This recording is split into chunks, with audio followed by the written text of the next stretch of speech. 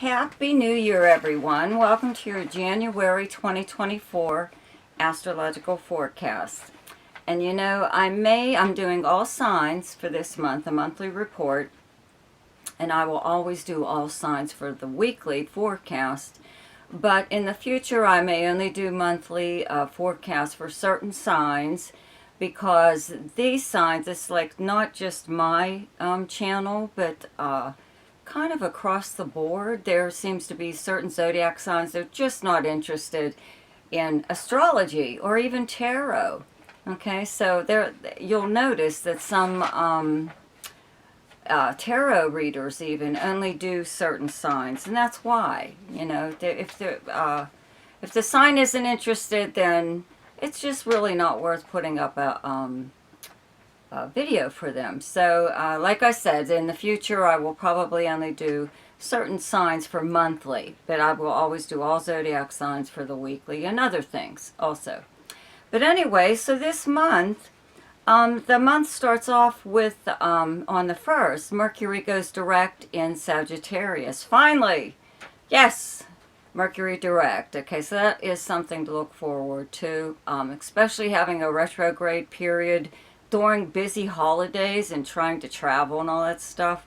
Trying to get in touch with people, not always that easy. So if you are having problems like that, they'll start to smooth out. In fact, you may even be receiving some packages or cards or something or other this month that you should have gotten last month. Okay.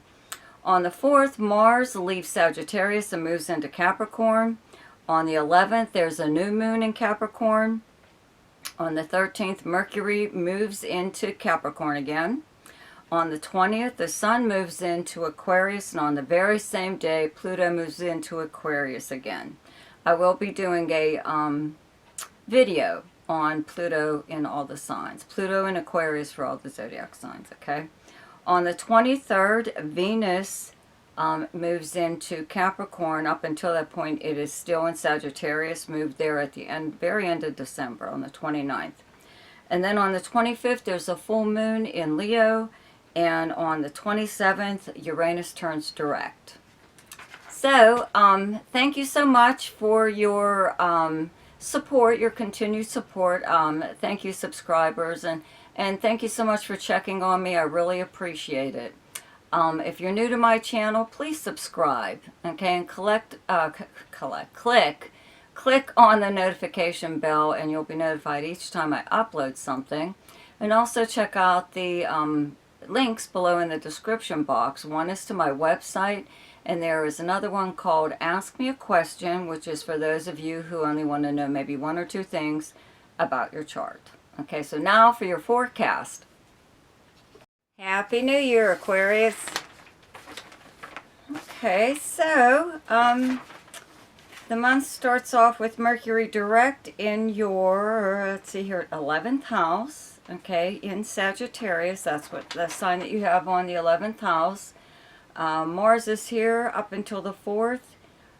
Venus is here up until the 23rd. Okay, so your 11th house is your house of sociability.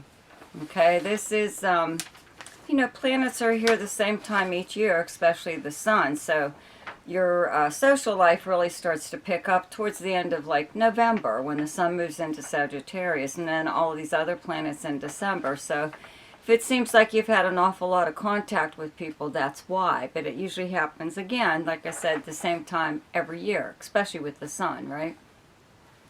So, you know, with Mercury being retrograde here, you may have heard from friend from your past. You know, they may have just blown into town to visit, and you got together with people that you haven't seen for a while, group of friends, or you went to a place where you used to go, even maybe to meet up with a group of friends. Could be someone you know is in a band or something, and they were playing, they got back together again or something. Could even be just for one show, something like that.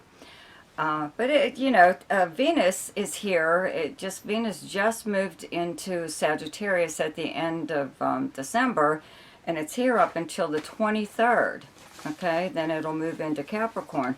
But so the fun continues more or less. You know, with Venus here, it does make times when you go out with your friends, or even if you just go out, period, anyone that you run into at this time, you have you're making a very good impression on them, and vice versa. So you meet a lot of nice people at this time, okay? When you have Mars here, it does help you to really like represent yourself in a way for who you truly are. Not that you would put up any kind of front, but just Mars, period, it makes you stand.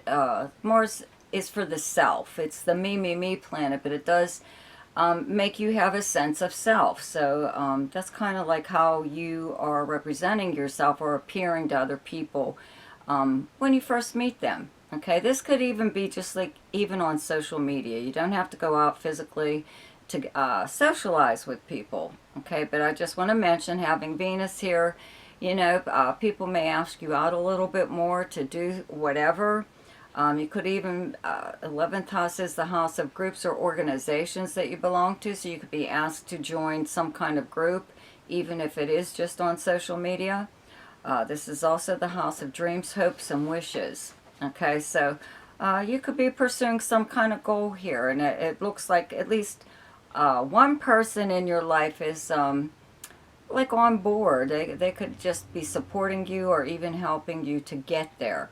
Okay, now Mars moves into Capricorn on the 4th and your 12th house. That's where you have the sign of Capricorn. Okay, so the sun has been here since last month. It is here up until the 20th of this month. There's a new moon in Capricorn on the 11th, and Mercury moves into Capricorn on the 13th. It has already been in Capricorn, then it retrograded back into Sagittarius. Now it's moving forward, so it is back in Capricorn again in direct motion. And then Venus moves here on the 23rd. So you have all these planets in your 12th house of hidden matters, secrets, confidences, actions by you or someone else behind the scenes, okay? Usually when Mercury's here, I call this the great investigator, okay? Where you just, you know, are like prone to wondering about people or something, a situation, anything that you like check out at this time, even if it's just inquiries about a person. Could be someone you just met. When Venus moves here, you know, you could even find out you have a secret admirer, or you are becoming friends with someone behind the scenes that maybe not necessarily everyone knows about. Not that it's a secret, but they may not be aware that you're in touch with this person as much as you are, or becoming as close as you are with someone. With Mars here, though, I do have to mention, I always tell people about, you know, Mars in the 12th house, okay? This is, again, the 12th house, actions taken by you or someone else behind the scenes. So it could be someone else. You may not be the only one moving, not necessarily in secrecy, but just not blasting your movements or your plans even out to the world, okay? So somebody, and it's usually someone you know, you're usually already aware of how they feel towards you. You know, you can pick it up, their vibe or whatever, right? That it's usually a friend or so-called friend who is secretly jealous or envious of you and does not want to see you succeed in some way or other. Okay, so they could also be undermining you behind the scenes right now a lot more than they normally do, okay? So they could think they're being clever and all that other stuff, whatever. Just be aware of that. Like I said, I'm sure you already know who that is. But having, again, when Venus moves here on the 23rd, you have a lot of help behind the scenes, though, too. You know, you have people helping you in some way or other. I do have to mention, you know, the sun does move into your first house on the 20th. On the same day, Pluto moves into your sign again. You know, it's already been here back and forth, and it doesn't fully move into your sign, I think, towards the end of the year, because it will fall back into Capricorn again. But this is a pretty powerful planet. I will be doing a video on Pluto in Aquarius for all the zodiac signs, but So I'll go into more detail then, you know, but you're really kind of in your element with the sun being here. You know, you could suddenly be put in some position of authority, or something about your importance is like significant about you.